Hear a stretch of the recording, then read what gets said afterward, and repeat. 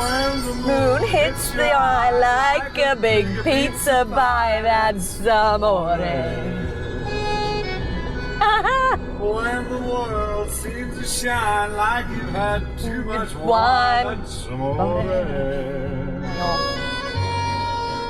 When you walk in a dream, but you know you're not. It's amazing how a song can add so much more charm to a car.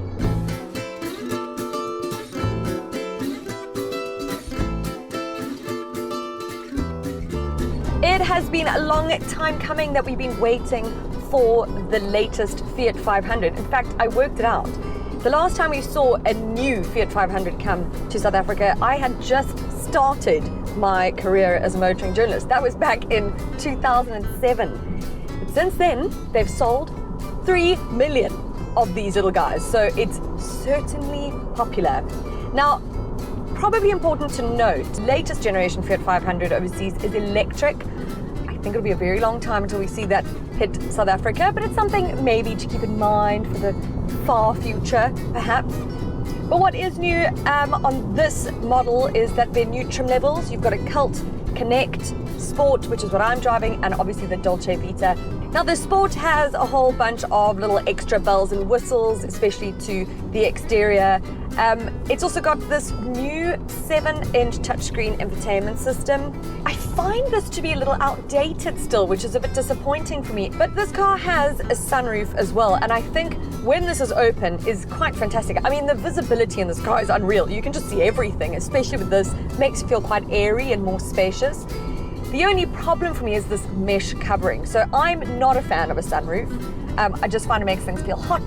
And if this is open, you struggle to see the infotainment system a little bit, so I keep it closed. With this mesh, it just doesn't keep it sort of dark enough. And so I can still feel the sun on me, and it's a bit hot. So I would have liked that to be a sort of much darker covering.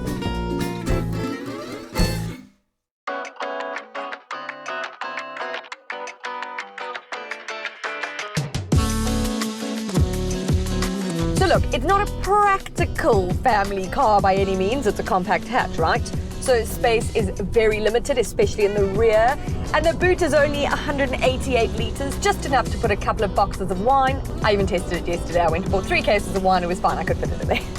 It's still got the 0.9 litre 2-cylinder engine, which gives you 62.5 kilowatts of power and 145 newton meters of torque.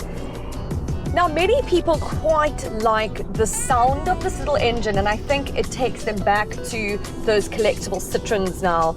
It just sounds kind of industrial to me, which I don't love, but I can understand the charm. The Sport derivative comes in at just under 270,000 Rand.